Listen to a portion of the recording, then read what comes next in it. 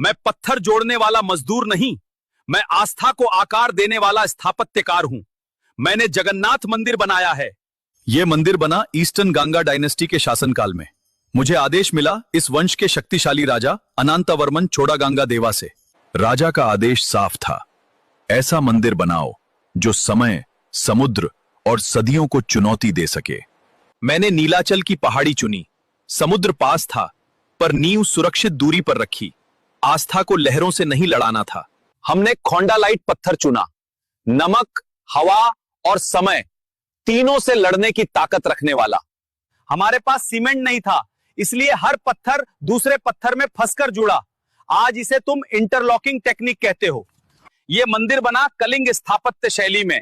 ऊंचा शिखर, जगमोहन, नाट मंडप और भोग मंडप। 214 फीट ऊंचा शिखर। हर पत्थर ऊपर जाते हुए जिम्मेदारी मांगता था। देवता की मूर्तियां पत्थर की नहीं बनी, नीम की लकड़ी चुनी, क्योंकि भगवान जीवित माने जाते हैं।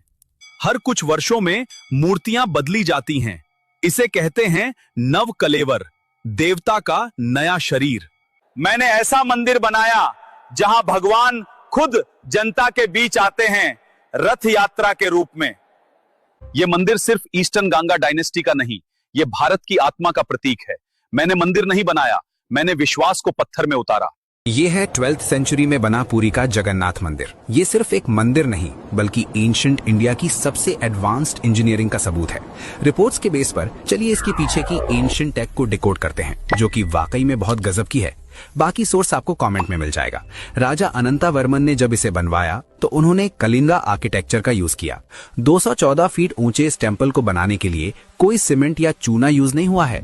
इसमें ड्राई मेसनरी और इंटरलॉकिंग टेक्निक का इस्तेमाल हुआ है। इसका मतलब ये भारी भरकम पत्थर सिर्फ अपने वजन और ग्रेविटी से टिके हैं।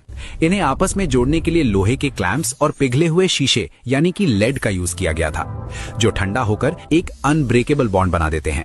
लेकिन सवाल यह है कि इतनी भारी स्ट्रक्चर रेती मिट्टी यानी सैंडी सॉइल पर टिकी कैसे है?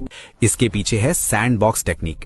इंजीनियर्स ने पहले जमीन में एक बड़ा गड्ढा किया और उसे रेत से भर दिया।